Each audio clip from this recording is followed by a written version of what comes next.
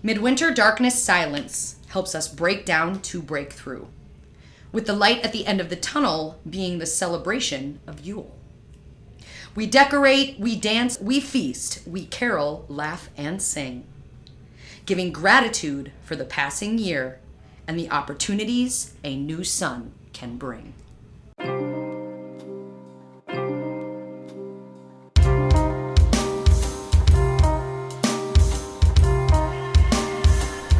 Are you ready to make a genuine, intentional change? Yes. Yeah. Welcome to the Magic is Messy podcast. Welcome, Ace. I'm Kitty D. Welcome. You are sitting across from me in your hair studio. Yes. Yo. We are recording today from a new space, from the hair studio, which is a small, intimate little adorable room. Vibey, little funky, room. witchy. Yeah, and I thought, wow, this is nice because it's halfway in between for both of us. So I love it nice. so very much. I have to ask you a question. Do you write those poems? I do. You're such a poet. I do. I actually have quite a few poems and little kitty ditties for you to celebrate Yule. You do? I actually went, that's funny. Great segue. Ace, I love you so I know, much. it just flows. We didn't even talk about this. Great. So I actually went back, instead of doing brand new notes and brand new stuff, I have been doing this podcast since 2019. Yeah. And I have 6 Yule episodes in the archives. Okay. The 23, 24, this is now 25, right? And I went back and I was like, girl, I have some great motherfucking rhymes in these episodes. And I was kind of, little reflecting. I was like, dude, girl, where did these words come from? Because a lot of times the words just download and they come through and I write them. And, when I do my notes, I think about all the things and I'm like, oh, the rhymes have just naturally been. You're a word witch. I'm a word witch, 1,000%. And I stand in that power of what a word witch means. And it's so fun. So really embracing that part. But anyway, I did go back. So, just to kind of disclaimer before we even start, I would love to challenge listeners. If there's something in this episode that hits you more than others, because there's so many things about Yule that we can go over. Yeah. The 12 days, the solstice, everything that we're working along with, that we might not touch on everything because this is going to be a lot more of a flowy episode than maybe my past episodes of, exactly like I do the podcast where it's, here's the altar correspondence and here's the things to do to plug in and here's the general overall origins and here's the history. So feel free to go back and listen to some of those if you're really craving ways to connect into Yule. Oh, perfect. But you and I'm excited and super psyched because I know that you are embarking on that education of yourself, looking up the notes for the very first time. And I remember what that feels like. Oh my gosh. And I'm really looking forward to engaging with that energy of newness and beginningness and excitement for figuring out the origins of what we in the, Northern Hemisphere, U.S., whatever you want to call it, call Christmas. And how did we begin here and end up where we are, and how can we bring it back to a meaning of connecting with Mother Gaia and connecting with the natural cycles and connecting with ourselves and what the winter in the Northern Hemisphere, what the winter brings. Yeah. I love that. So, and this is so fun. I have learned throughout this process of doing this podcast with you about how much I enjoy studying stuff like school. Yeah. And I it's been a minute since I've been in school. And so I just I forgot how much I enjoy studying things that I care about. Oh. And so just falling down the rabbit hole and cross-referencing. I mean, I cross-referenced everything because I'm like, well, that doesn't sound quite right. I have to find 14 other sources and make sure that lines up. Yes. And so I felt like, I don't know, like Nicolas Cage in the movie with the Da Vinci Code? No, the other one where they're running around with the National Treasure? Yes, yeah. Okay, the Declaration of Independence where they have to do all this surgery. No, I said surgery. I meant they have to do all this research to discover what's going to happen next. And oh my God, I love that stuff. Researchery. Researchery. Yeah, you got it. Yep. And that makes me really, really glad. And that's what this podcast is kind of morphing into, so to speak. I had some crazy freaking downloads in my workout the other day, by the way. I can't wait to tell you about them. Can't wait for what's coming next. Speaking of, by the way, before we go into Yule and all of that, I just want to say, sisters, misters, witches, wizards, all of the cool cats and smitten kittens, for all of the likes and the listens and the supports and the subscribes and the comments and the love and the energy and the vibes. I just want to, before we embark on the new episode, just want to say super thank you. I got the Spotify Wrapped. So did everybody do their Spotify Wrap? I did mine and I was surprised. Well, I had the podcast Wrapped. Oh, I see. Okay. But also, I got to learn so much more about our collective through the podcast Spotify creators app Wrapped. Let's see. We are 90% fans listen to our show for longer than 91% of other shows. Oh, really? We received more comments than 98% of other shows. Stop. And you received more shares than 85% of other shows. And those are some high numbers. Those are some high numbers, you guys. That's so exciting. Thank you. Yeah. This is amazing. Whoa. So I know it took a little bit longer than I wanted to get to those numbers, but I wanted to share them with you and say thank you so much. And if you're new here, welcome to the collective. Welcome. Things are happening. We are growing, and it is showing, and you are a part of that now. So welcome to the collective. And if you are a returning listener, just mega rad thanks. Yeah, mega. I can't believe it. That made my whole day. Yeah, well, I'm glad. And I get so many good feedback vibes from the fact that you and I mix well together. Yeah. That your and I's flow is really fun to listen to. So thank you for the feedback. Thank you for the listens. Alignment.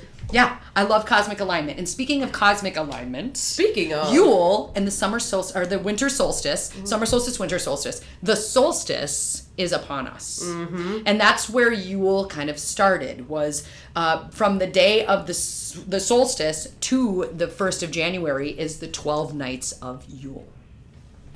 Yule, it represents Jewel. Oh, I'm sorry. How does that connect with Hanukkah? Is that connected? I'm not sure. Oh, ooh. I'm not sure. Let's look into that. Okay, how does Hanukkah get into that, and how, because we know that we've morphed. There has been a mega morphing of where things started and now where things are. I know. I'm excited. I'm excited right? to just crack it all down. So where do we dive into this right away? But, like you said, little disclaimer, there's tons of things that we could touch on, but I challenge you listeners to go back and listen to other Yule episodes. Yeah, the archived ones. To archive, right? So the 21st of December. Let's start with solstice and then move into Yule. Got it. Okay? The 20th into the 21st of December is the shortest day and longest night. Yep. The day we all dread. The day we dread and the day we also look forward to. Because once you get through it, then the sun is returning. Ooh, child, things will be brighter. Things are gonna get easier. Yes, see? Right? Ooh. So now don't you kind of look forward to it? I know. Knowing that. Now you do. See? Switch that perspective a little bit. Yeah. Because the longest night means that one of the Earth's poles is on mega maximum tiltage. So it's have you ever played that, or that duck game from the carnival where the duck's moving and you try to shoot it and it's bing, and you shoot back and forth, right? It's kind of like that, where the pole is tilted now to its furthest point and it's going to bounce and then start to come back again. Right. And then we go summer solstice bing and then bang, bing, bang, boom. Oh, okay. That's kind of how it's going. TikTok and now, the TikTok, exactly, of the celestial timepiece, so to speak. Okay. So the sun... Sol means sun, and sister means to stand still. So that's what we're looking at, is the sun legitly standing still for a moment and being like, remix, coming on back. Okay. Right? And that's what the solstice is. So Yule was a time period, not just one day. Like the 25th is Christmas Eve and Christmas. Yule they call it Yule tide. Because a tide is a time... like a period of time or a season or an energy. So that's why it's Yule tide. That's why there's 12 days of Christmas. Why tide, though? I'm not sure, because it's moving with the tides. It's, the tide comes in. It's not just a singular one moment. Is there any other, thing on the Wheel of the Year that calls it tide? Do we call it Beltane tide? It's not Beltane. Samhain tide? Samhain tide? I don't think so. I don't think so. It's interesting because I was mentioning to a client the other day, I was like, oh yeah, we're going to do a Yule episode. And she's like, a Yule tide episode? I was like, yeah, so it's interesting that people understand Yule tide more so than just Yule. Because it's in the songs. That's how Absolutely we know. It is. Absolutely. And, because it doesn't fall on the same day every year. right? Like I know it says in between the 20th and the 22nd. There's a date, but there's not like a day of the week. Date because we're working on, yes, the cosmic timepiece. So it's just like the moon. Like every new moon is not on the exact same date. It's going with the lunar cycles. Right. So we're working with the solar cycles when we're working with the wheel of the year. Right? So tide generally means a time period or a season. A Christmas tide, a Yule tide.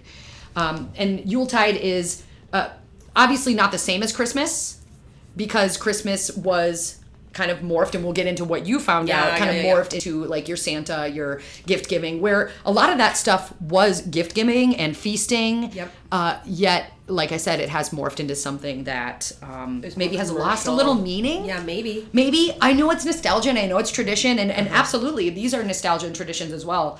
And I would love for this episode to have an underlying foundation of how can we find more meaning in what Yuletide means. Yeah, right. Where it came from, how we can honor it while we honor ourselves and move forward with being better. Not, and I don't want to fall into this super big time, but consumerism. Yeah, that's like materialism. Like kind of like we talk about Samhain being a holiday that was made into candy and things for the economy, whatever. Well, let's be honest. I mean, that's the reality of a lot of holidays this day. I mean, people often will complain that after the Halloween decorations come down, Christmas comes up, and we have a whole holiday in between that people are missing. And I know there's a lot of people that are like, what about Thanksgiving? We want everyone to be thankful first, Yeah, I got it. And it's like, but I think, in terms of, and just for myself running a business with that includes retail items, I sell shampoo and hair products and things like that in my salon. And so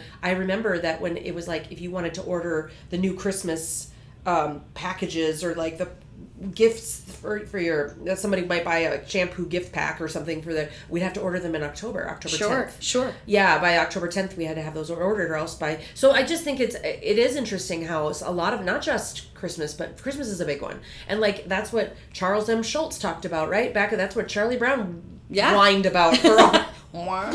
Whined about what's the meaning of Christmas? And Linus came out and said, listen, Christmas is about me putting my blanket on the bottom of that little twig that you bought for your tree, and dancing weird dances. Yeah. And speaking of tree, like that the 12 days was the tree where, the Nordics, the Nordics, the Druids, the Celtics, the pagans, all of those wheel of the year following mindsets, cultures, a lot of them would go out to a tree, an evergreen tree, evergreen meaning everlasting life, because it stays through the winter, and it's that spark, right? Like at the beginning of the thing, there's like this spark of light that's always there. Even though we're going through the darkest night, there's always a spark of light, and that's kind of what evergreen symbolizes, which is why we bring evergreen trees and we deck the halls and we bring all that jazz in. But they would decorate this tree for potentially 12 days.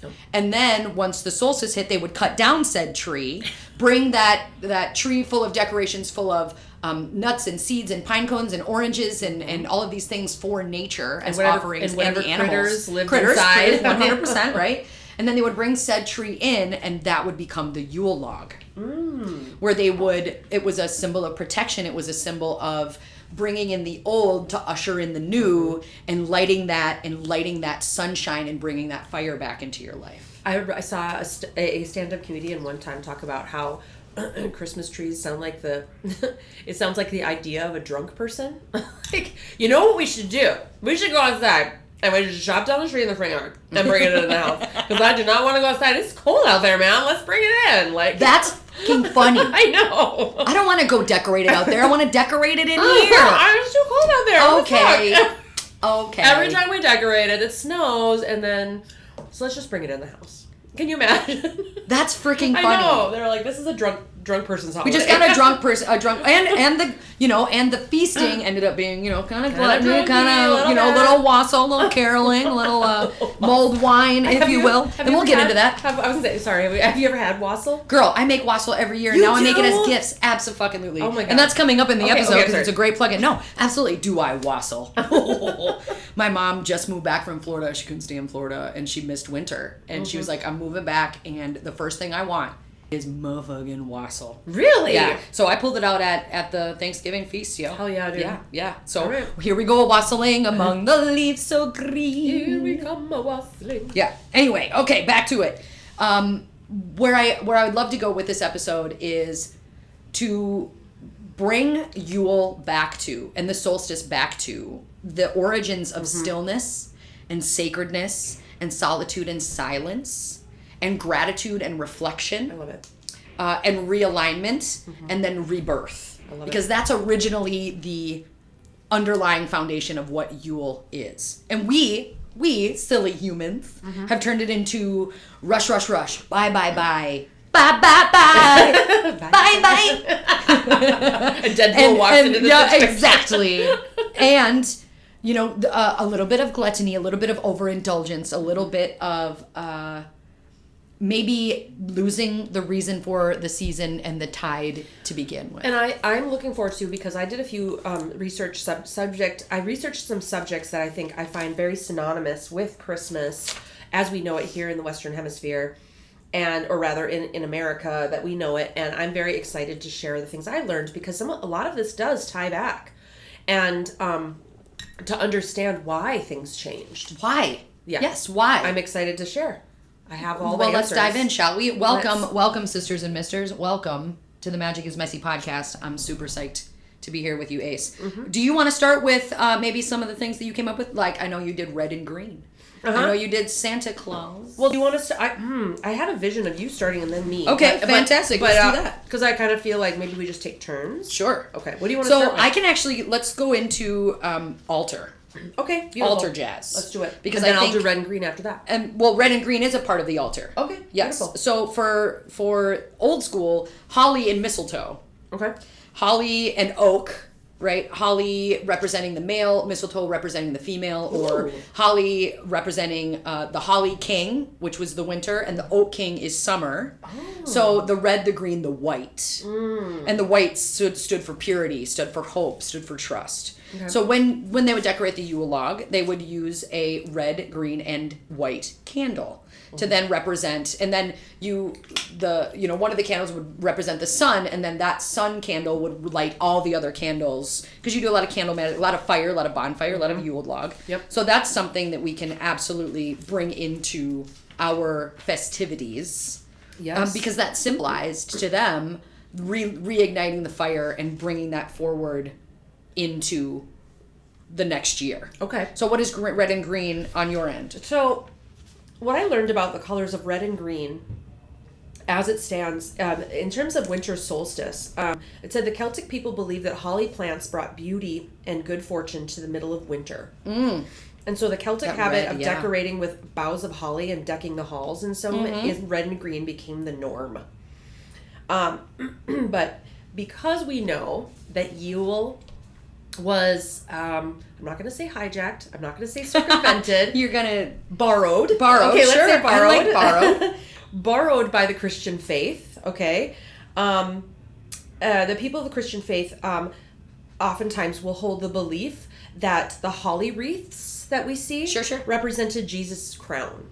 Okay. And his crown of thorns that he wore when he died on the cross. So the spiky leaves would have been the thorns, and the red berries, the holly berries, would have been Jesus's blood. Oh my! Yeah. So that's that belief structure, and then one more belief structure. I like that you called it a belief structure. It is. It is. Thank you. It is. I appreciate it's a that belief very structure. much. But one more belief structure that I thought that was really interesting is the because as one of the things that I learned about in Samhain is that, when these cultures, because especially as it pertains to America, right? America is sort of the melting pot. We have always been known as, bringing people in from other cultures and celebrating everyone's cultures and making some kind of mishmash, gumbo, Wapatui kind of event. Did you just say Wapatui? Oh my God, girl, that's great. I know. You know what a Wapatui is. I do, girl. It's like when you go to the movie theater and you want one of every drink. Oh, girl. They call that suicide. Remember? Yes, we used to call it suicide. And didn't they make it in igloo, big, huge coolers with a bunch of fruit, bunch of juices? I think I went to parties a couple times where everybody brings whatever and you just dump it in the bathtub. Oh my goodness. We have these house parties with Wapatui. Anyway, so. Wow. Anyway, so the Christmas Wapatui, as it were, as the different cultures came over from Europe and what have you, they would come over, and then I think it was in America, it was sparked by technology, and it was sparked by the newness of the country, because America is super young in terms of countries. Like sure. We're like this teenager of countries, which you can tell by... Anyway, so one more belief that was held about the colors red and green as it pertains to America was the meaning of those colors were derived from a Coca-Cola advertisement. Stop. In 1931. Wow. Yeah. That's where it started in... Well, that's how I think it became really mainstream in terms sure. of decoration and marketing and basically hailing that Christmas, that red and green were ultimately belonged to Christmas. Wow. So what happened is the Coca-Cola... So what year was it? 1931. 1931 is when red and green, although it started from humble beginnings, hit the market molding machine. Yep, which is again part of the technology and the industry of America course. at the Yes. time. The Coca-Cola company had hired an illustrator by name as Haddon Sundblom. Okay. To embellish. There was an image of Santa Claus, which we'll go into when I talk about the history of Santa Claus, based off of the poem "'Twas the Night Before Christmas." Yeah, that was written and then illustrated by a man named Thomas Nast, who you might recognize as being part of the major magazine conglomerate at the time. So Condé Nast is like responsible for Vogue and like all of the Vogue. all of the big magazines and and Madonna's song anthem. But basically, so this Coca-Cola company illustrator embellished the original image of Santa Claus to sell Coca-Cola. And this ad campaign featured Santa delivering presents and interacting with children while drinking Coca-Cola. And so from 1931 to 1964, that was the image that Coca-Cola had come up with. And it stuck. It stuck. It said basically that red and green were the main colors representing the marketing campaign. Wow. Yep. Wow. Okay. That's good to know. I had no idea. So I think that's how it became as mainstream as it does. Sure. But I think I can see how the humble beginnings of the holly berries and the O King and, the evergreen, the everlasting life, because originally, like I was saying earlier, this holiday was about protection into the new year, about welcoming the sun, about giving gratitude. And I feel like we have gotten away from and stepped back from, and I know we say it on this podcast all the motherfucking time, right? We talk about it during Samhain, we talk about it all the time. Gratitude is the attitude. And I feel like the gratitude is what is desiring and craving to be re-injected into what this celebration and this holiday can truly bring to someone's life and someone's practice. I agree. When I did a little bit like Santa, you have Odin back in the day, and Santa, kind of the same idea. Krampus, we'll touch on that a little bit, where Santa represented like a consequential energy, like naughty and nice list, where Krampus was kind of like this balance and morality, a shadow figure, and then Odin was kind of like a he's a Norse good god, behavior. Yes, good behavior delivers rewards. So kind of all of those have morphed into now what we have put forward, and Coca-Cola obviously has put forward as Santa. Yep. So what did you find out about Santa? Well, buckle up. Buckle. 1, 2's buckle my shoes. 3, 4, give me some more. So Santa Claus, ready? Okay, Santa Claus. He was Santa Claus was loosely based on. There's a lot, like you said. There's a lot of images that come along with Santa Claus, and here's some of them that I discovered. Saint Nicholas was actually a monk that was born in 280 A.D. Like way back. Domini. Way back in the day. Okay, he was born. He's a Turkish monk, so he was born in Turkey in 280 A.D. And then during his adult years, of course, gave away his inherited wealth, and he traveled the country helping the poor and the sick. That was like his whole ministry, his whole vision, okay? He was known, as time went on, he became known as the protector of children and soldiers. Okay. Or, I'm sorry, not soldiers, sailors. Okay. So he was protective of children and sailors in particular.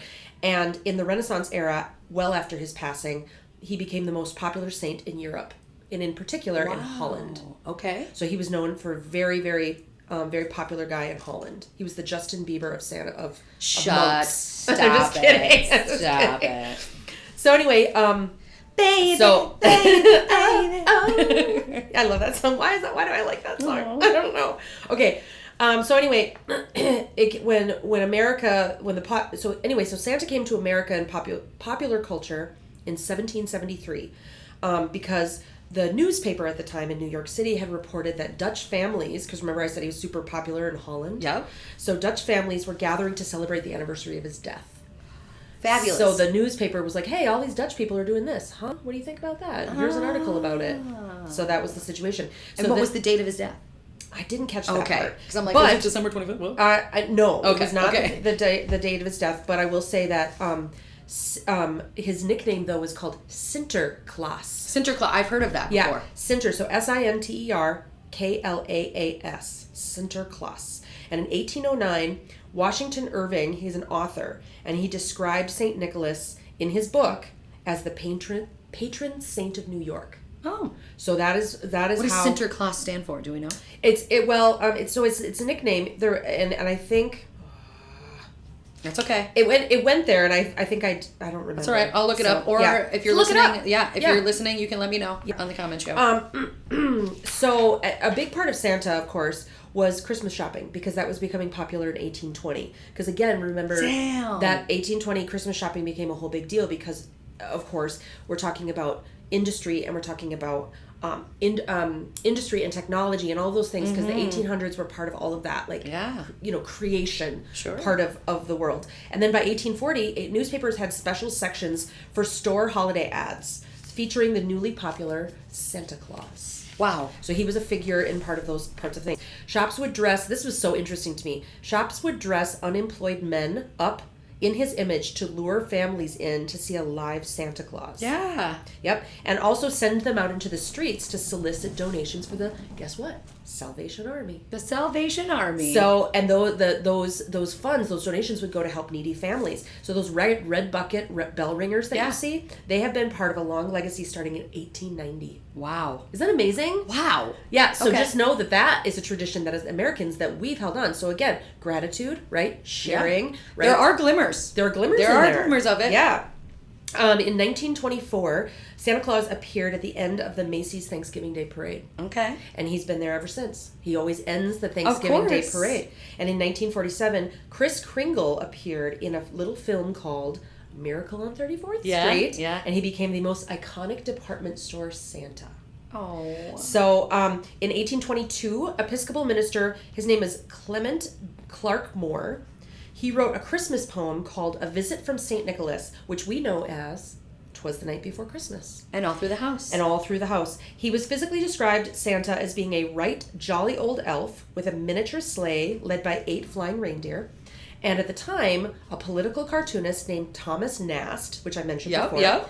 He illustrated that poem to create the likeness that we know today. Okay. So between Thomas Nast and the other guy, the illustrator from the Coca-Cola Company, which now I'm blanking It's solidified. It's solidified into Santa Claus. They together. He was described as having a full white beard, cheerful and round, and fur-trimmed bright red suit. Oh. The imagery of St. Paul of North Pole Workshop and elves and Mrs. Claus was also created at that time. And then also Santa's list of naughty or nice children was created, which was this did not shock me, but it basically Santa's list of naughty or nice was created by parents to ensure children were beyond their best behavior. Elf on the Shelf. Yeah, basically. Yeah. And they were ultimately immortalized in 1934 by the song Santa Claus is Coming to Town. Okay. So making a list. And then the last piece I have about Santa, it said that there's been many iterations of this figure all throughout different cultures. Kris Kringle is from Germany and Switzerland, and he used to hang with a guy called Christkind. Okay. So this was an angel-like figure that used to hang with Santa. Okay. So Kris Kringle and Christkind was part of Germany and Switzerland. Scandinavia was a jolly elf named Joltumten. He delivers gifts in a sleigh drawn by goats. He busted out his goats. Hey, girl. They went and delivered Santas. Or sleigh. Reindeer be motherfucking expensive. Yeah. I'm like, I want to be like goats. I'm trying to imagine goats. Like getting together and doing anything as a group. They've got. Do you think the fainting goats were there? Like, don't surprise them. I don't want to do it, Sam. I don't want to do it. I know. Like, we would have been here earlier, but they kept fainting. So. Anyway, England's got Father Christmas. France has Père Noël. And Italy has La Befana. She's a kind witch. Yep, I've heard of her. Who rides her broomstick down chimneys to deliver gifts to lucky I have heard children. of her. So that's the history. That's fabulous. I like that history. Thanks for sharing that. I loved Beautiful. So maybe a couple other things that we can do to even plug into what we're doing here, or the celebration, the Yuletide vibration. Mm-hmm. If the sun is coming back and we're going through the winter solstice, what we do at Christmas is we feast. Mm-hmm. We feast, mm-hmm. and maybe honoring your ancestors with that feast, creating their recipes and bringing them back into your Yuletide / summer solstice / Christmas celebrations, because we're celebrating the end of one year and the beginning of another one, right? And also we're trying to isn't it also true that we're trying to also like welcome the sun back in? 1,000%. Yeah, okay. Here comes the sun. Yep. And kind of bringing it back to how can I welcome the sun? Like when you think about the symbolism, or if you have an altar, if you want to utilize oranges, dried oranges. She just gave me a beautiful garland of dried oranges on twine, and it is beautiful. Oh, thanks. Absolutely beautiful. I'm just recovering from surgery, and it was a lovely, elective, calm surgery scenario, and I enjoyed 10 days of recovery, in which I just got real down into the, cook good food, make crafts. Didn't it feel good to be just a witch? It felt so good to just like slow down, and then of course coming back to work, I was like, okay, and then immediately got a cold. So okay, and hold on a second though. Yeah. I'm so glad that you brought that up. Yeah. Because as I'm talking about your altar, as I'm talking about making things and placing things and being intentional with things, what you just said was, it felt so good to just fucking slow down. Yes. And that is what honoring the winter and the winter solstice is supposed to fucking be. Yes. Is the rest, the stillness, the sacred space of supportive season. Yes. This Yuletide is about resting and bringing it back and breathing. And yet I find that our culture, especially as it sits in America, is rush, rush, rush, go, go, go, do Absolutely. this, go to that party, go Even to this. more so. Yeah. It's almost like the pendulum has swung so fucking hard. But don't you feel like, and I experience this with my clients, like I'll be sitting in the chair every Christmas for the past 26 years that I've been doing hair, people come in and they sit down in the chair and I can just feel the stress coming off their body. Absolutely. Talking about maybe difficult family dynamics, or stress of how are we going to get this all done, or running out of money, or all of these things come in, and I find it to be so, there's something that's incongruent there to me. Mm-hmm. Like I get to a place where I'm like, this doesn't feel right. Christmas is supposed to be just like soul filling. Very much so. And the way we do it, and the way it has morphed because of the marketing machine. Yes. It has been created into a space of obligation, of over people pleasing, of plugging in, saying no, saying yes when you mean to say no. Consumerism, overeating, overdrinking, 100% the overindulgence, spending. like we said. It's meant to be a time of stillness and of merriment and spending time, celebration. 100%.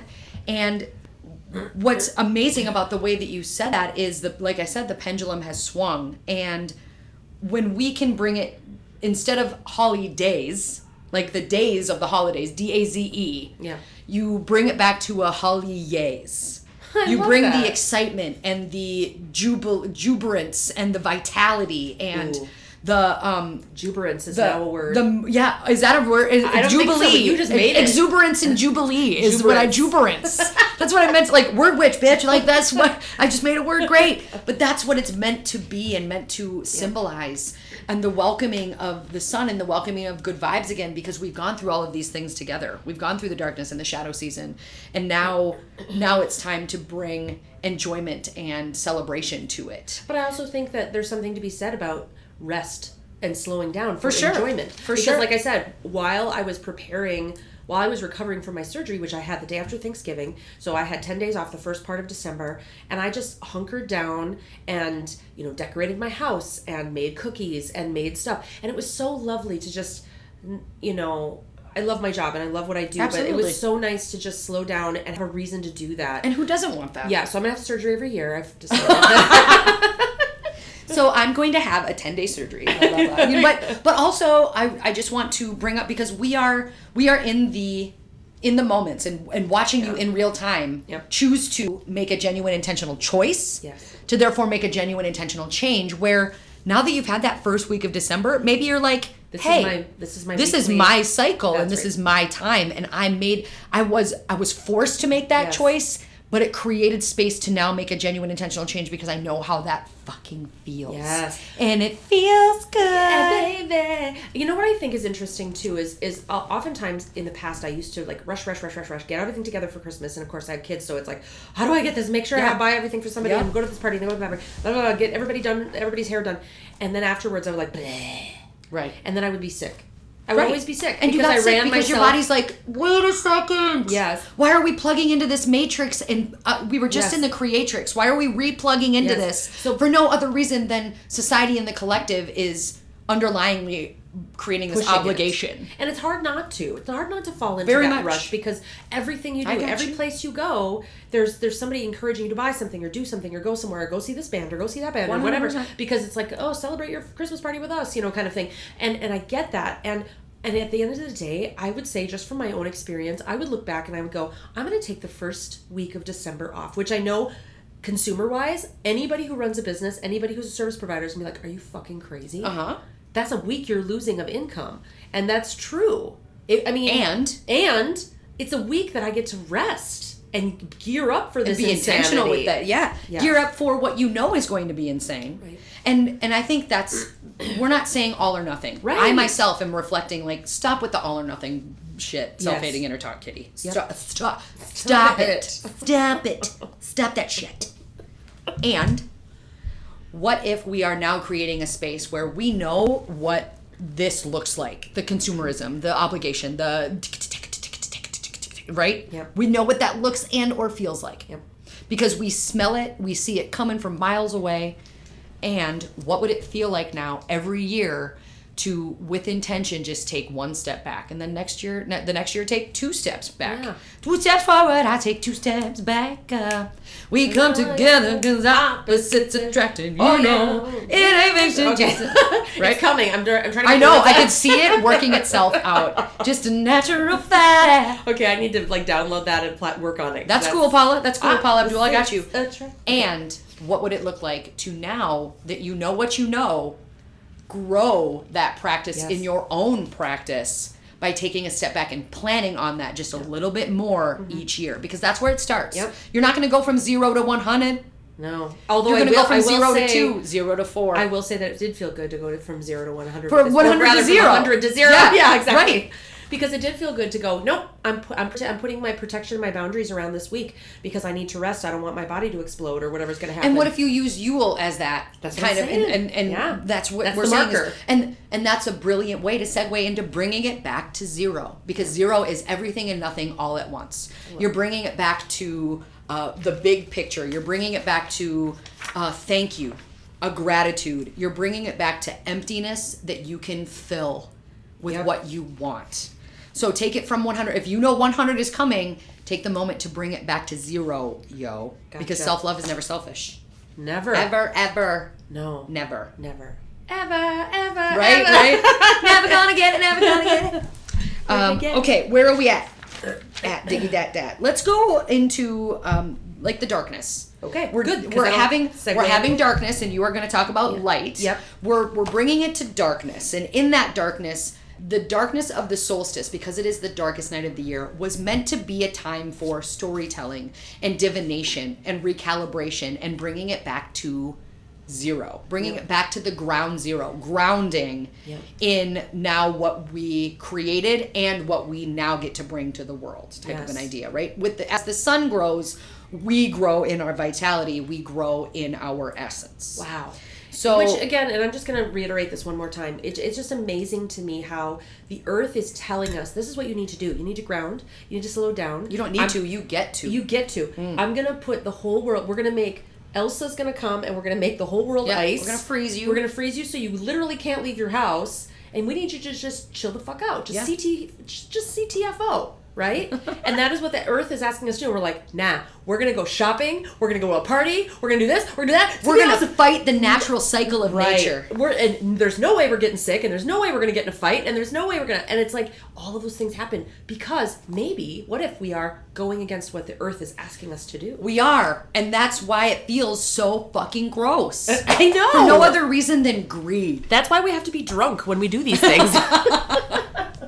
Here we come, a wassailing. Yeah, exactly. Speaking of side bay, wassail is, like I said, people would go wassailing, caroling, singing, bringing joy to the longest night. Mm-hmm. And wassailing was when the more unfortunate or the less fortunate, poor unfortunate souls, would go out singing to the more fortunate and ask for libations and cider and all of that stuff. So that's where wassail comes from. Oh, interesting. And wassail, to me, kind of like you said, wapatui. Wassail is a little wapatui-ish because you're throwing in cloves and cinnamon and pomegranate juice and orange juice and cider and red wine and fireball. If you want to, right? Yeah, or whatever you want.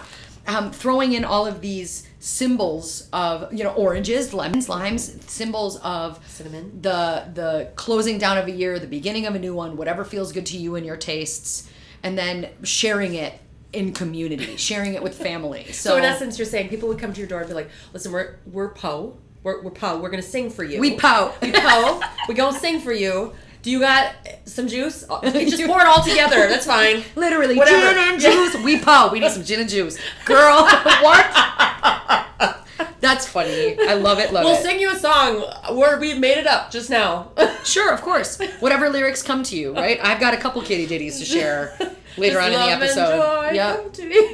Absolutely, sure. Of course. And that was them saying, we bless you and we give gratitude and let's take care of one another. Gotcha. Right? And I think that's what we've lost in the meaning of it is we're here to take care of one each other and allow the universe and the earth to take care of us as we take care of her. I just realized it's trick-or-treating.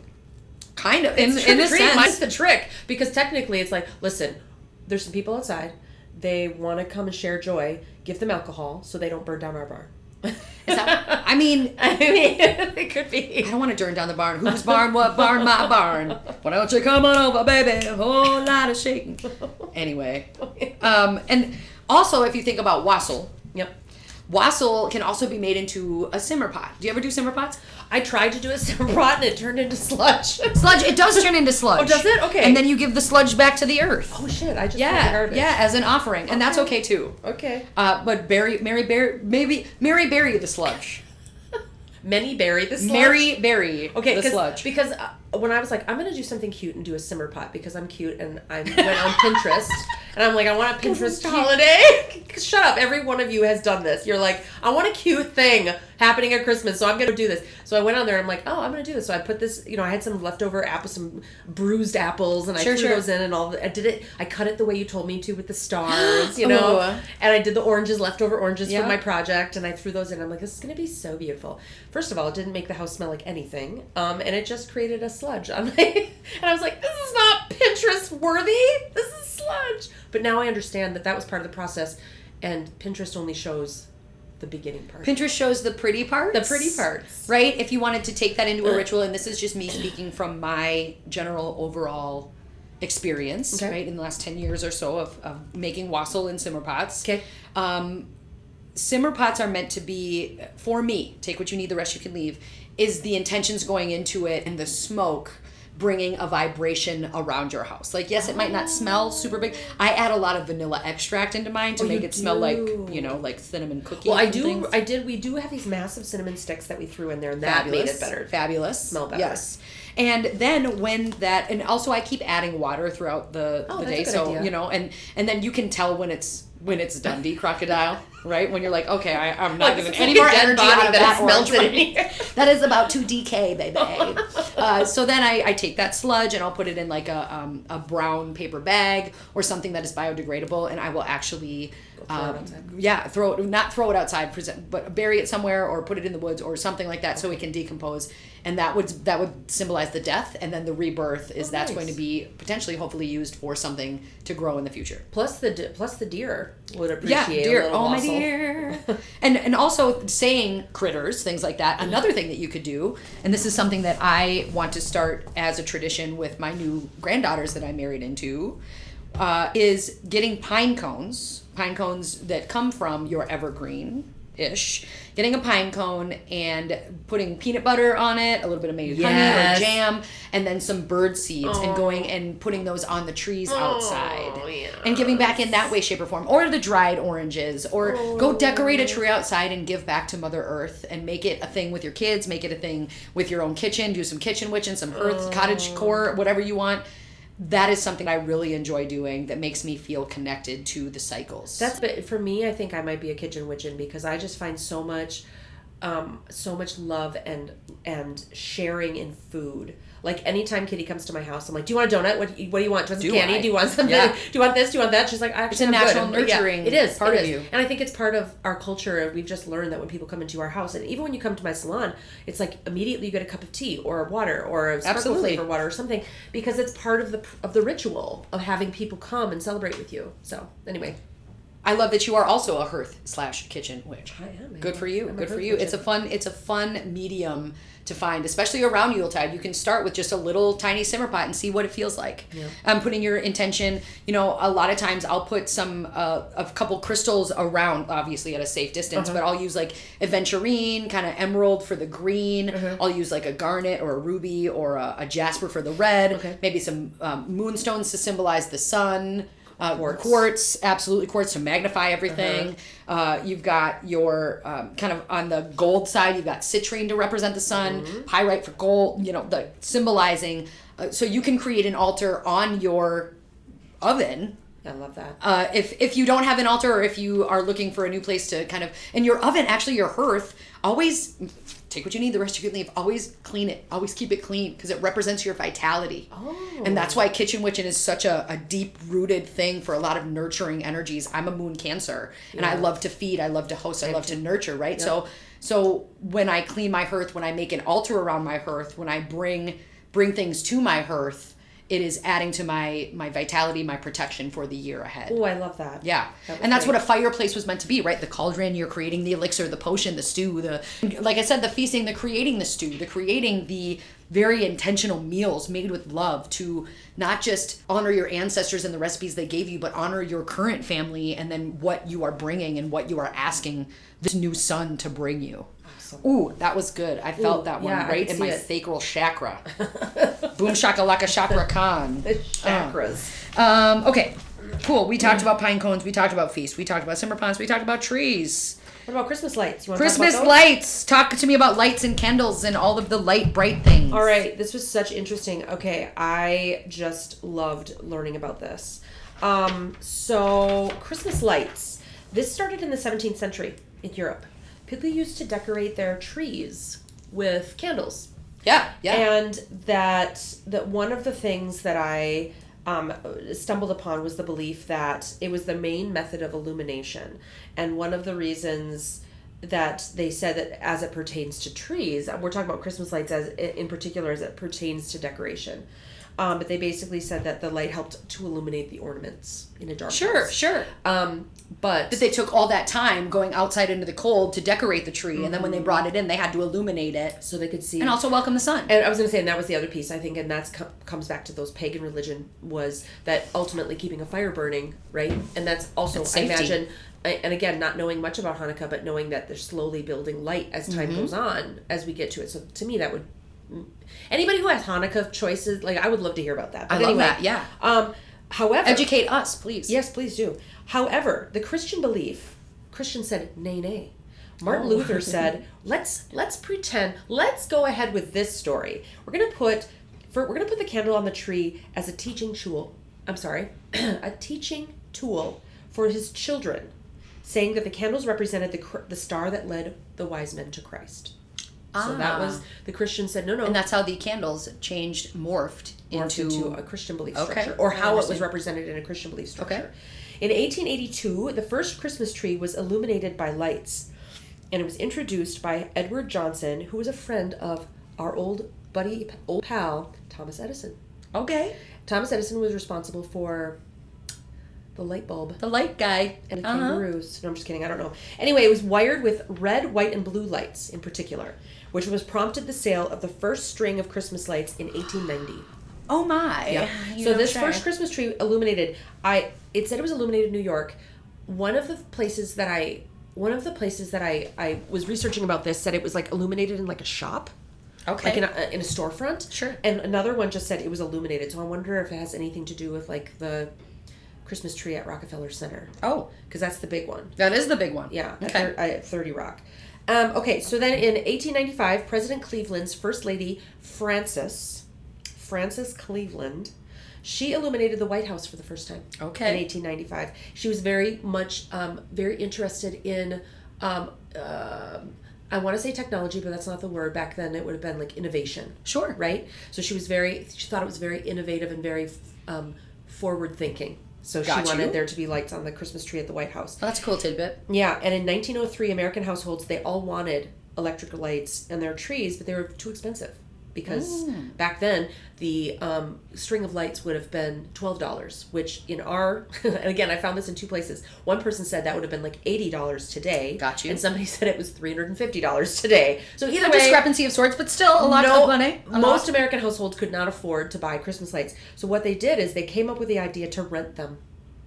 You could rent Christmas lights for your tree by some of these companies. So there's some companies out there that developed strings of Christmas lights with some faults here and there. There may or may not have been a fire for of one course, of I'm the sure. iterations. Glass Christmas lights. Yep. The old school ones. Yeah, the ones that had like bubbling liquid inside Yep. of them and all of that. So they had to get through a couple of models, but eventually they became able for you to be able to rent them for your Christmas tree. Wow. And wouldn't you just love to do that again? Like how many like strings of Christmas lights do you have at home that you're like, it's like a ball. I don't even know. I don't want to untangle that. Like, you know what I mean? You know what? I actually, no shame in this game, I sprung for a really, really nice pre-lit remote control Christmas girl. tree, and I am not ashamed to say that. I love it. Me too. It twinkles. Me too. And it looks beautiful, and I can change the colors based anytime on my mood. you want. And you know what? I am not ashamed and embarrassed at all to say that. Same. Because I you love know my what? tree. Because you're honoring the slowing down. You're honoring the technology and forward motion. And from the moment I plug that big baby in, you're like, I'm never buying another no, string of not even that. Christmas I lights. keep it on as much as possible. Yes. It brings me Same. joy to the world All the time. If you were to come into our house at any time during the holidays, the Christmas tree is at on. night. I love it. Me too. And the mantle. Oh gosh. I remember darn it. when my children were babies, because both my two older children were born at the end of October, so they would have been about 8 weeks old-ish around the holidays, and nursing. In the middle of the night, I'd get up and nurse the baby, and I would just sit on the couch and hold the baby and be nursing the baby and just look at the Christmas tree. I love that so much. Oh, it was such a beautiful moment. And you know, when you're thinking of Yule, and obviously we have all been given traditions, handed traditions, grown up with traditions, things that our families have passed down, this, that, and the other thing. If you want to create your own or go back to the meaning of Yule, you can start with just tiny decorations. Yep. In your home. Like I've got golden doves and golden trees. And even, for example, I went to get new wrapping paper the other day, and the wrapping paper I chose was a stag with evergreen. Beautiful. And a mistletoe. Yep. And those were pagan symbols to me. Yes. And in the moment of grabbing these, I was like, are people going to think these are stupid wrapping paper and they want like the stars and the, and I was like, hold the fuck on, kitten. This is for you. That's celebrating right. Yule, so that when you look at it, you know what it represents to you. Yep. And that, I love that it's small little changes make a genuine intentional change. Yep. Small little things add up to a lot in time.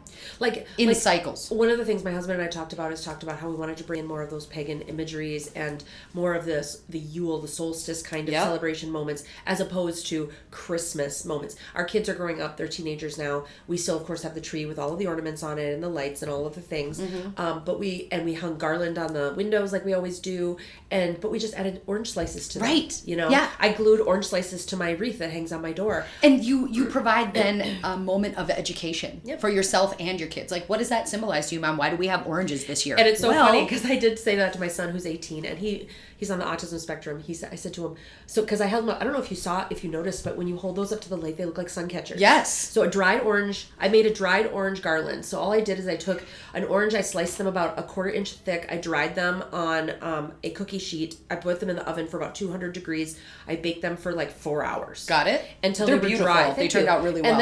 And then I put them on like jute, that like green or that brown. I'm just saying twine. Yeah, like that brown. Everybody, we have that. And I basically punctured holes into them, and then I strung them through, and then I hung them on this garland, and then I wrapped them around. So I held it up, and so this, again, with the sun shining through the window, they look like sun catchers. Yes. It's bright. And so I said to my 18-year-old son, I said, buddy, what does this look like? He's like, it's an orange. I'm like, yeah, I know. But like, what else I said, if it were going to symbolize something that, it's something in nature, what would you, he goes, I don't know, a star? I'm like, okay, but like, what about an orange ball? Like, can you think of an orange ball in nature? He's like, an orange? And I'm like, it's the sun! It's the sun! Okay? And he's like, oh yeah, for sure, it's the sun. And I was like, please leave my presence. No, I'm just kidding, I didn't say that. But I was trying so hard to get him to understand the magic of the sun as it pertained to the orange, and he was like, it's an orange. I don't know. Like all I'm saying is that maybe on some autistic people, symbology may be lost, is all I'm saying.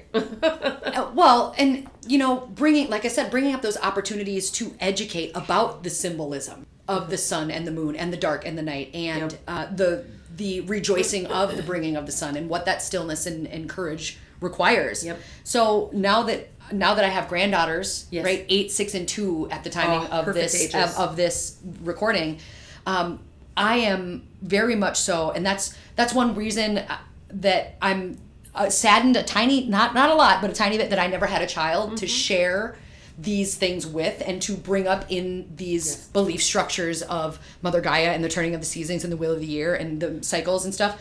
But I look at where the 8, the 6, and the 2-year-old are, and my fiance is like, we got to fill their stockings and we got to get them more presents, and I was like, no, we do not.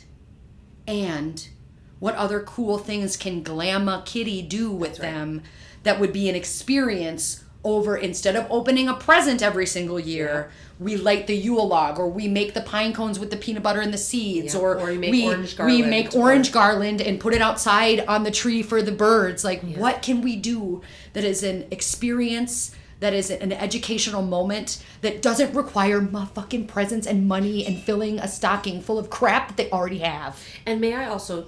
I got a little bit into that. You did, but can I normalize that a little? I just want to say to you that when you're the parent and you're trying so hard to bring the joy of Christmas and make sure they have all the things they need and make sure their friends don't have more toys than they do and all of that shit, it's so easy to get lost in what's easy, convenient, and whatever, which ultimately ends what up everyone being else expensive. is doing. Exactly. Right. Because you don't want them to be the weird. Being that you're the Glamma, that is such an honorable place to be with kids, because you have the mental wherewithal to be intentional about those things. And as a parent, I'm just like, do they all have the same amount of presents? I don't want to, you know what I mean? Yeah. Like, did we spend the same amount on everybody? Because you know damn well that's what the mom and dad are thinking. That's right. Do we feel fair? So all I want to say is I know you don't feel too bad about it, but I'm just saying, like, try not to feel too guilty about that, because you are sharing this with intention.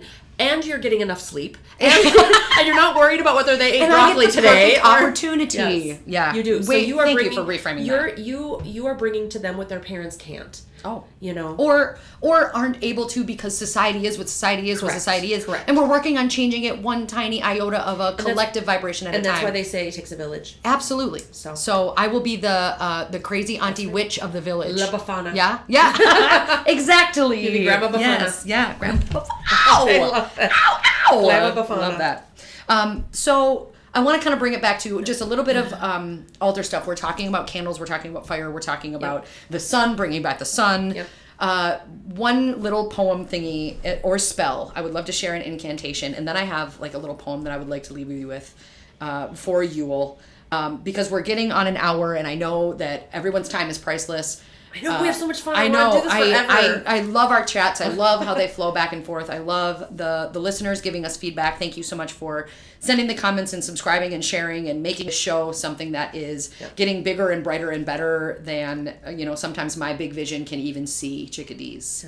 Yes. One thing that I'm not embarrassed or judging myself, but I just started sending out emails.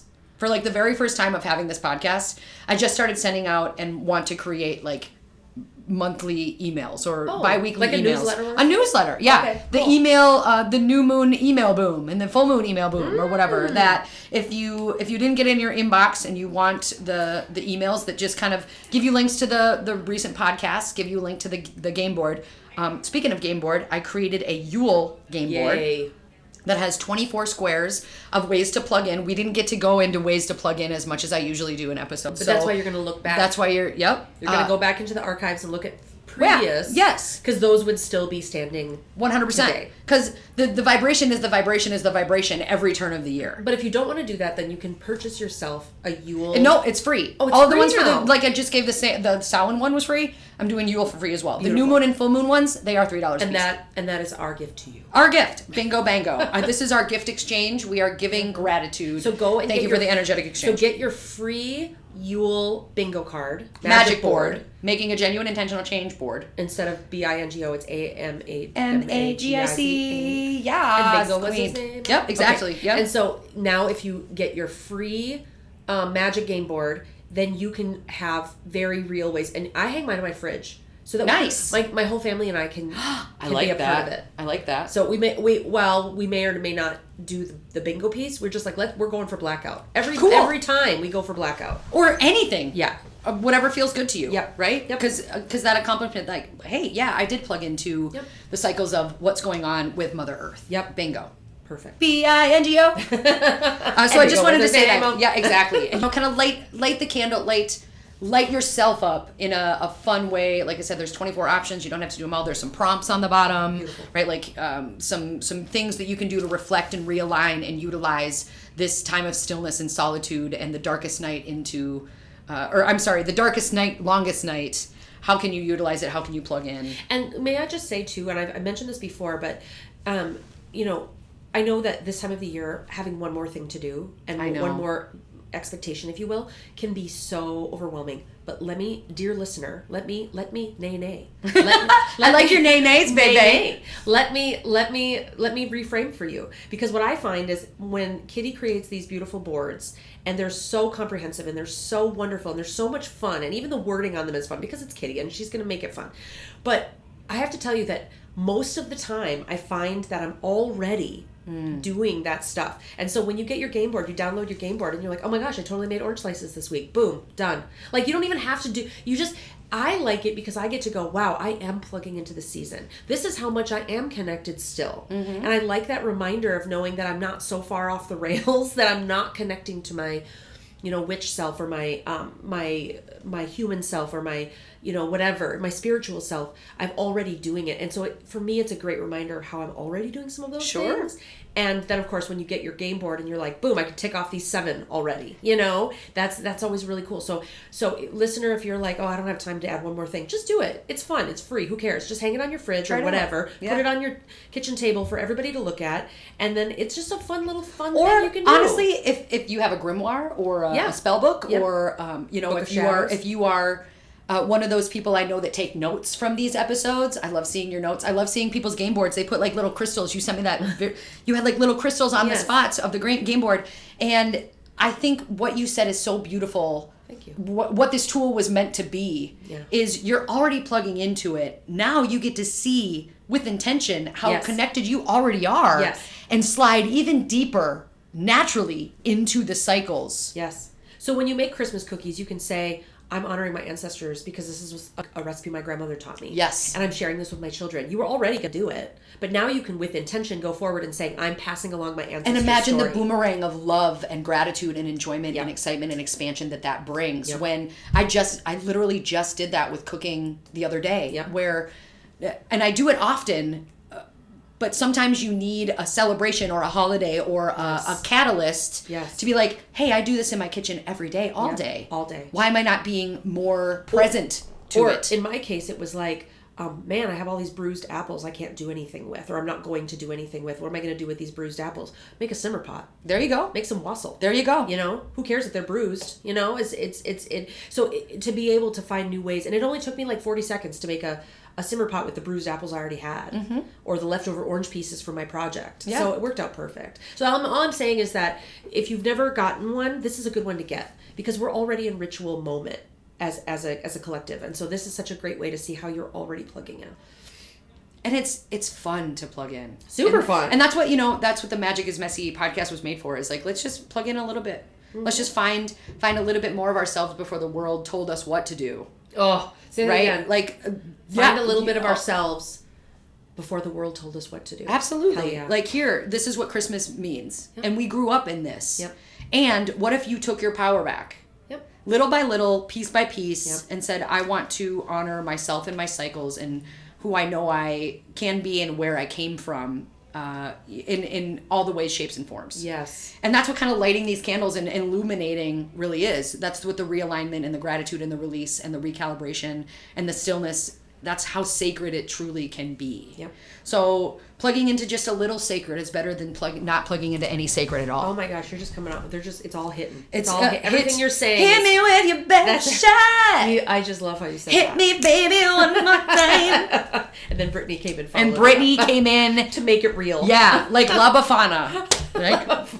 La Britfana. No, okay, La Britfana. So as you light, if there's an incantation that you want to write down, or if there's an incantation that you want to say, you don't have to write this down. If you don't want to, you can always come back. Re-listen, dear listener, to these podcasts as much as you want. Go back in the archives, listen to whatever feels good to you. Sometimes the messages come for you at the best times. If it's in your feed, it's what you need. If you need to grow, that's what's going to show, whatever it is that you want to say. But here's a little ditty from Kitty.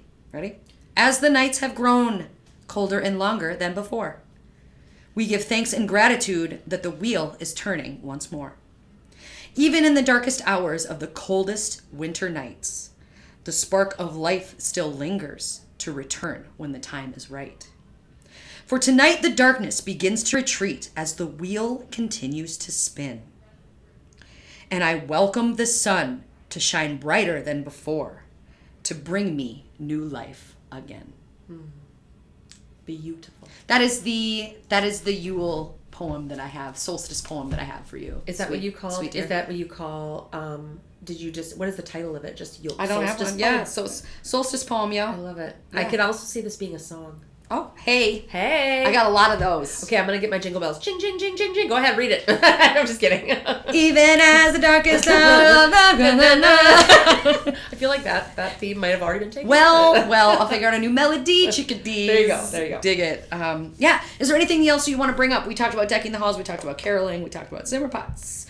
Connecting back to nature, giving back. We talked about gratitude. We talked about, the symbols. Santa, Christmas lights, the death tarot cards. Like, think about the sun and the moon tarot cards, the death card, divination, darkness, stillness, reviving with yourself, what you can create when the sun grows, getting a tarot reading, doing a tarot reading. I also have some tarot on the game board. There are tarot prompts as well. Nice. So what else do you want to bring to our listeners before we say goodbye and happy Yule, happy solstice, happy all the things, happy new moon and Sagittarius, happy, joy. Here's the one. I think here's one Christmas or Yule wish I would have for our listeners. Love it. I would really ask you to find some time to be quiet this holiday season, whether it be after everyone has gone to sleep and you're sitting in front of the Christmas tree enjoying a cup of nog or water or tequila or whatever the fuck you need to get through. I want you to remember that this is a time that we can say no. Ooh. We can say no to our family members. No, I'm not going to run to 50 Christmases today. I'm just not. Mm-hmm. No, I'm not. I can't. If someone buys you a present, you have to buy them one. No, you don't. It's okay to say no sometimes. It's okay if you don't buy your 10-year-old child, a pony. It's okay. It's okay to say no and slow down, and it can be okay to just be chill. And every year I have clients that come in and people I'm around and stuff who are just so stressed because there's so much obligation and there's so much family toxicity and there's so much junk in the name of Christmas. And there's so many layers on top of what is a beautiful It's supposed tradition. to be a beautiful tradition of us to love ourselves and love one another and honor and spread joy, and it has become obligation and money and consumerism and frustration and anger and hurt feelings and sadness and nobody saying the truth. it's turned into that. How much of that, dear listener, can you take off of your plate? How much of that can you say no to and start saying yes to rest and quiet and watching the snow fall in the moonlight and making a fucking pine cone for a deer or whatever. Yeah. Like, you know what I mean? Like how much of it can you just slow down and you can say no to some ridiculous thing that you've been wanting to say no to for years? Do that. That's your gift to you. Have you ever heard of the I love you sandwich? No. Because no to some people is still stingy and but remember, you're not saying no, you're saying yes to you. Absolutely. And how do you package it though? Right. Okay, so tell me so the I love you sandwich. Okay. Love this. Love the I love you sandwich. I love spending I have loved spending time with you in Christmases in the past, and I will not be doing that this year.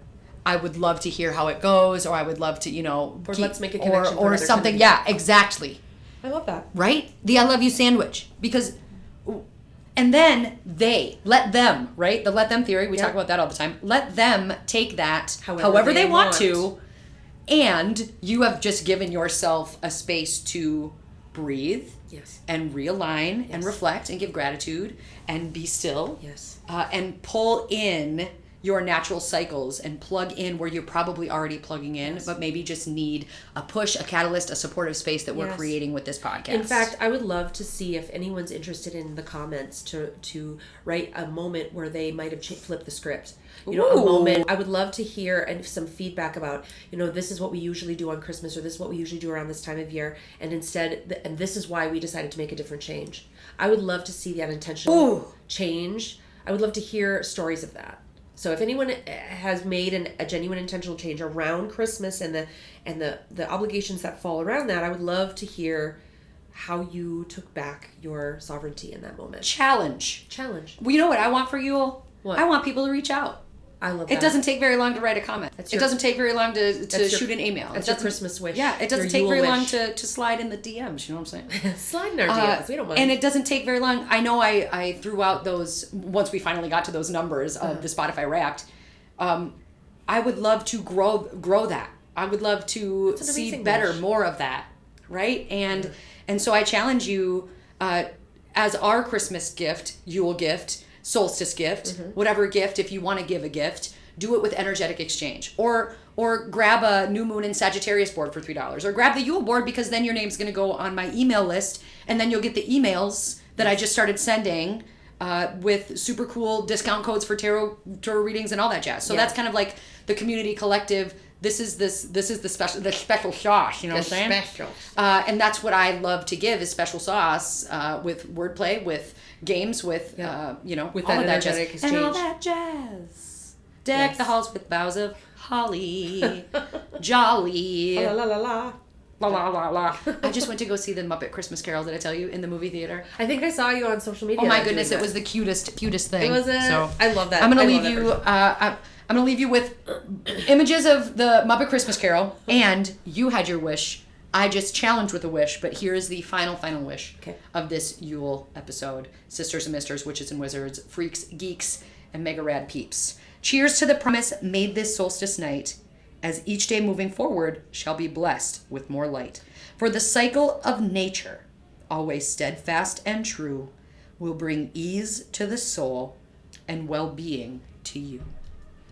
Yay. I feel like it needed a bell or something. Yeah. Ring-a-ling-a-ling-a-ling. May you have a blessed Yule. May you have a beautiful solstice. May you have enjoyment. Stay healthy. Protection. Safe and healthy. Intention. And joyful. And joy. Bring joy into your life. Bring joy. Yes? Okay. We have a rubber mat, but maybe we can solidify and seal. Are we ready to seal our episode? Yes. Okay. Ladies and gentlemen, thank you so much.